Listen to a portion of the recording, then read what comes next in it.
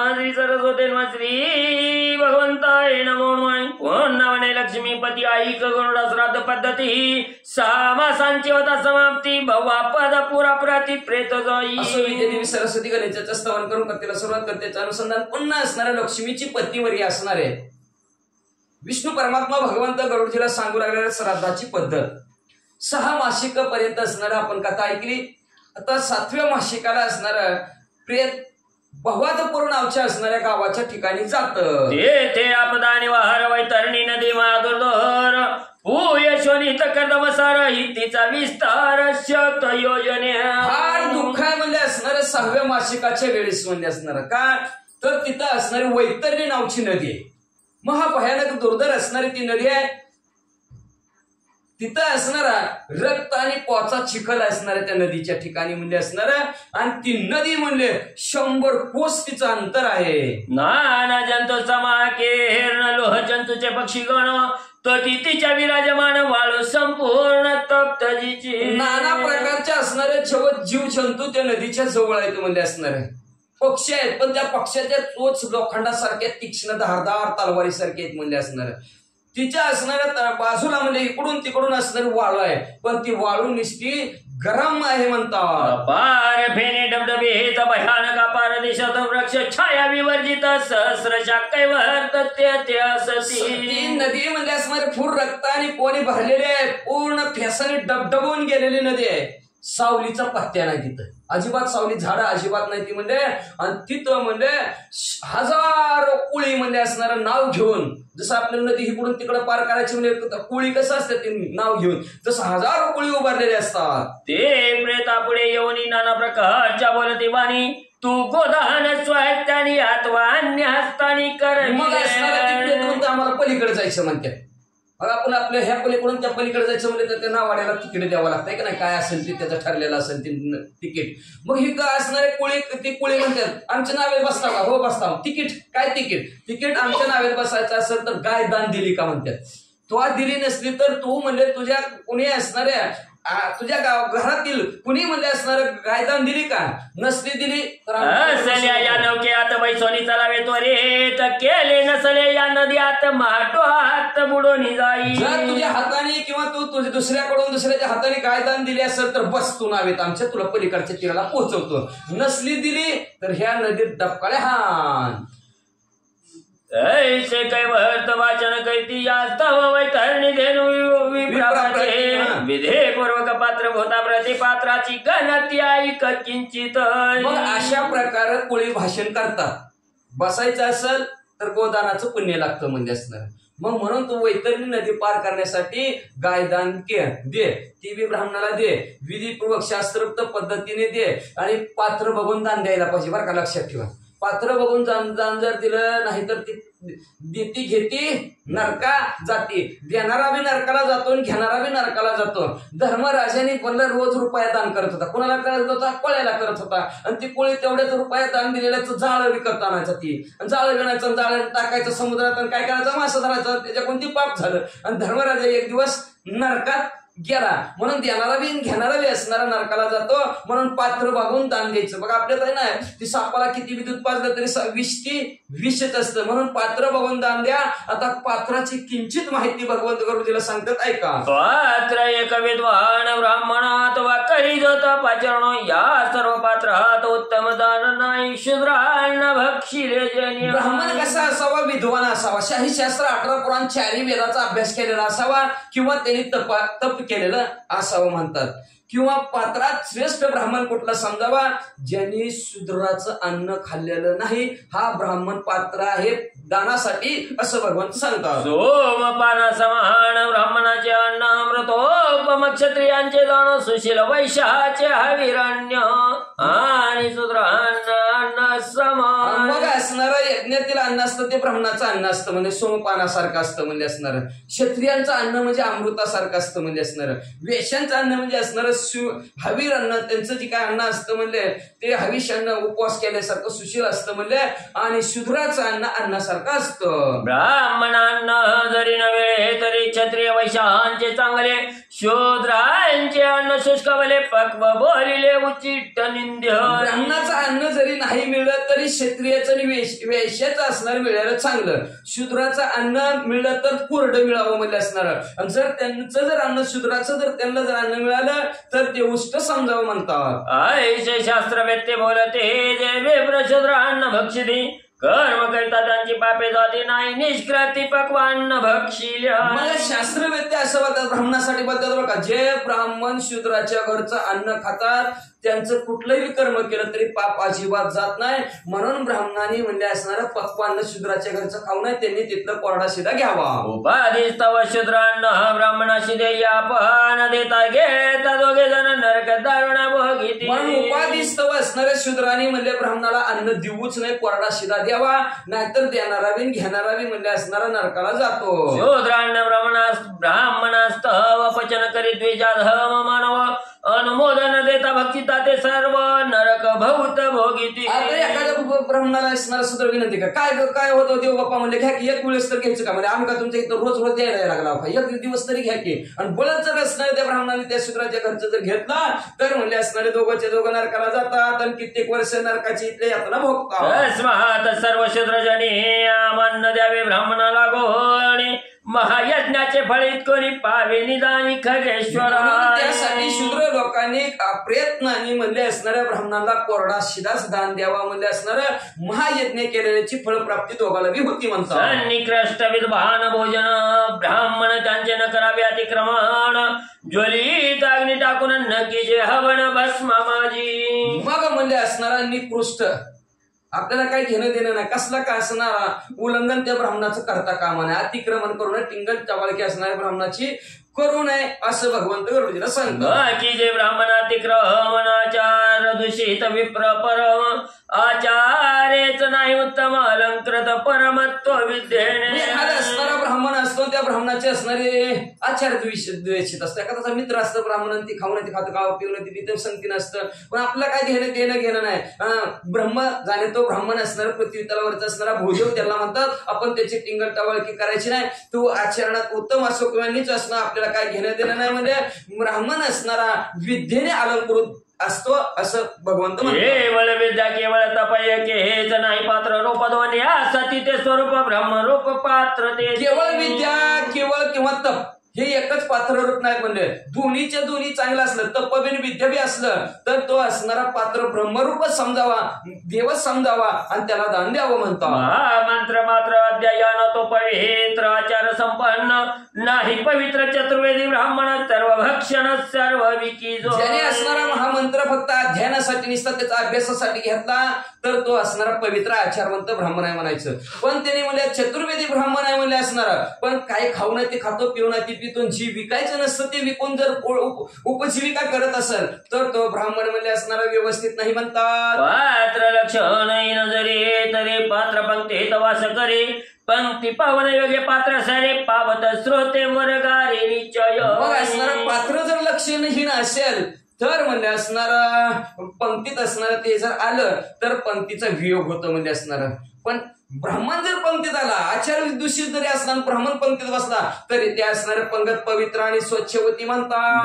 मनाशी दोन नेत्र श्रोते स्मृती अति विचित्र एक नसल्या कानाला निर्धार दोन्ही नसता. ब्राह्मणाचे असणारे दोन्ही डोळं म्हणजे असणारे स्मृती आणि श्रुती नावचे शास्त्र आहेत म्हणजे, आणि त्याच्याकडे एक जरी शास्त्र नसलं तर म्हणजे तो आंधळा समजावा म्हणतात. काना ज्ञानी जो क्रिया रहित तो पशु समान निश्चित अज्ञानी आणि क्रिया करीत तो अंधवत जाणी. ज्ञानी आपण असणाऱ्या क्रिया व्यवस्थित करतच नाही, जनावरासारख्या जर क्रिया करत असेल तर तो म्हणजे अज्ञानी ब्राह्मण आहे म्हणजे असणारा, किंवा क्रिया असणारे त्याच्याकडून व्यवस्थित करत नसेल तर तो आंधळा समजावं म्हणतात. पण ते मूर्धनी जायचा ब्राह्मण त्याच्या पंक्ती सर्व म्हणून या उत्तम ब्राह्मण पाहुणा आद्यस्थान तयासी द्यावे. म्हणून असणारा आद्यस्थान ब्राह्मणाला द्यावं. गरुडजी भगवंत गरुडजीला सांगू लागलेले आहेत की ब्राह्मण असणारा श्रेष्ठ असावा, निर्मळ असावा, याच्यासाठी उत्तम ब्राह्मण पाहून म्हणजे त्याला दान द्यावं. वैतरण्याधिक जी दाने असते प्रेतोपकारा कारणे उत्तम ब्राह्मण महायज्ञ पाहुणे नेमाने पै द्यावी. का तर वैतरणी अधिक नदी पार करून जाण्यासाठी प्रेतावर उपकार म्हणून उत्तम ब्राह्मण महाप्रयत्न करून बघावा आणि नियमाने त्याला द्यावं म्हणजे. नंतर आता बघताव ना ब्राह्मण कसले ती कुणी पण ब्राह्मणाचं काम करतं आणि कुणी पण विधी करतं. तुमच्या गावाला चांगलं माहिती आहे, तुमच्यातलं असणार गेलं का नाही, का नाही गेलं पण गेलं का नव्हतं महाराज आहे का विधी करत होतं का नाही. ती आता ब्राह्मणाचे का आपल्यासारखेच मराठ्याचे, पण ते ब्राह्मणाचं बीज धरून तिथं असणार जर 10 13 जर करत बसलं कसं कल्याण व्हायचं करणाराचं होणार का. मराठीची माणसं जर 10 13 करायला लागली तर होईल का, होतच नाही. त्याला ब्राह्मणच पाहिजे, ब्राह्मणाच्या हातूनच करा म्हणतात. शन्मासांच्या वसानी द्यावी गाई वैतरणी नदी तरणी तो प्राणी त्राप्त मनिवत म्हणजे 6व्या मासिकाला म्हणले असणार वैतरणी नदी पार करण्यासाठी म्हणले असणार गाय असणारी दान द्यावी म्हणतात. पुढे प्रेत वाद पुरी भोजन करून दुःख नगरे पावरी भोजनांतरे नाना क्रंद पुरे प्रेत जाई. अशा प्रकारे मग ती नदी गाय दान दिली की त्या नदी गाय दान दिलेल्या पुण्याच्या दरावर ती असणाऱ्या कोणी त्याला पुढच्या असणाऱ्या गावामध्ये पोहोचवतात. ते असणारं दुःखद नावचं नगर आहे, तिथं असणारं जेवण करतो. जेवण केल्यानंतर 7व्या मासिकाला नाना अक्रंदपूर नावच्या गावात त्याचा मुक्काम होतो. नाना क्रंदन पाहुणे आपण रडे दीर्घ स्वराणी जी दाने केली होती स्वात्तानी ती महामार्गाने सुख दे. मग नाना अक्रंदपूरच्या गावात गेलं की ती नाना प्रकारची रडत असते. पहिली तिथे गेलेली कीर्तन ही तिथं रडलेलं बघितलं की ही तिथं रडत बसतं म्हणजे असणार. मग रडतं मोठ्याने रडतं आणि मग असणार रडता म्हणतं की आपण जी तर चांगलं दान दिलं असतं तर ह्या मार्गाला आलं नसतं, म्हणून स्वतःच्या हाताने जी काय दान केलेलं असतं ते महामार्गाने जात असताना असणार सुख देत असतं. दुष्ट प्रारब्ध योगे करू होण दाने विमुख जे नर जाण ते स्थावरावणी सच्च मान वैन ते सदनस्ताई. मग असणार एखाद्याचं असणार दुष्ट प्रारब्ध असतं बरं का. लक्षात ठेवा सगळं प्रारब्धाचे योगरित असतं आणि प्रारब्ध चांगलं असेल तर सगळं माणसाचं चांगलं असणार. तर प्रारब्ध असणार भयानक काय कुणालाही असणार सुटत नाही प्रारब्ध. आणि प्रारब्धाने अनेकांचे असणार प्रारब्ध कोणाशी तळेना ऐशी प्रारब्धाची देणं झाले भिक्षुक पांडव कृष्ण साह्य पांडवांशी. भगवंत बरोबर असलं तरी त्यांना असणार प्रारब्ध कोणालाही चुकलं नाही. आणि असं दुष्ट प्रारब्ध योगाने दानाच्या वेळेस जरी विन्मुख झाला, दानच केलं नाही तर त्याच्यापेक्षा भगवंत म्हणतात दगड बरा असं भगवंत म्हणतो. आणि आता तार दरिद्री आणि तपस्वी नर चंडाल दोघे समग्र भाषा व्यवहार करुण भरपूर पैसा पण दान धर्मच करत नाही.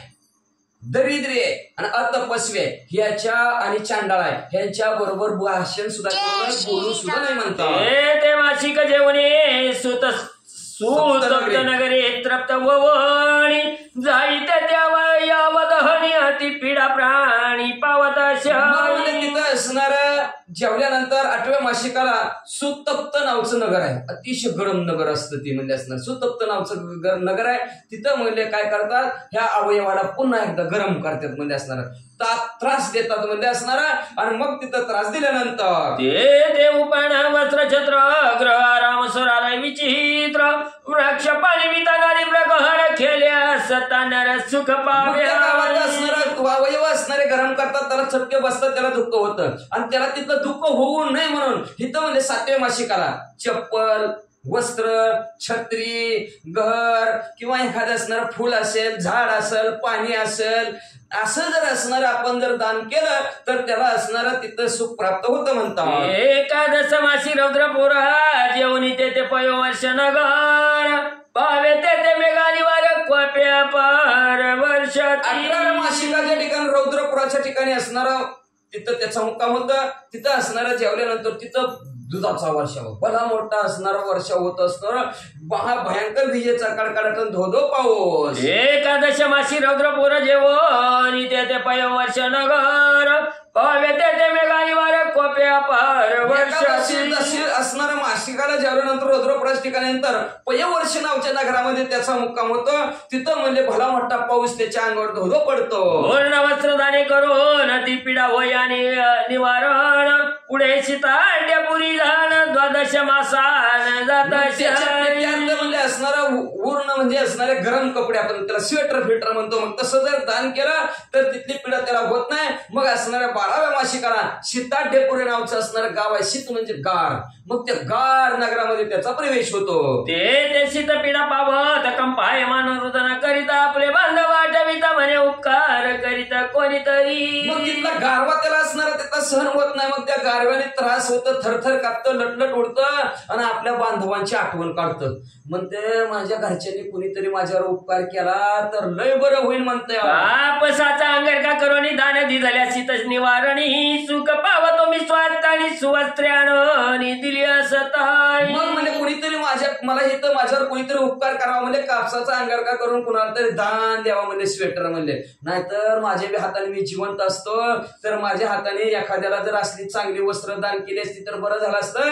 इथं मला एवढं गार लागलं नसतं. मी माझ्या अभिमान दोष अथवा पाप दोषान मिशन किंवा देश काल दिवस अश्व अश्रद्ध दोष केल्या न फळती. मी असणार माझ्या अभिमानाने किंवा पापाने किंवा म्हणजे असणार पापामुळे म्हणजे असणार देश काल दिवस पाहून म्हणजे असणार कुठल्या प्रकारचा असणारा श्राद्ध किंवा कुठल्या प्रकारचा दान धर्म केला नाही. उपकाराच्या लोभे करून किंवा संकटी पडता जाण केली असताही आपण श्रद्धेने न फळती मात्या. लोभाने कधी कुणावर उपकार केला नाही किंवा एखादा संकटात पडला तर त्याला संकटात पडल्यानंतर मदतच मी असणारी केली नाही असं अश्रद्धेने वागलं आणि त्याची फळं मला इथं आज भोगावं लागली. गारवा काय थांबवणार. या तव दान श्रद्धा युक्त केल्यास ते शास्त्रोक्त शास्त्रोक्त ते व ते उपकार होत दुःख बहुत होत ते.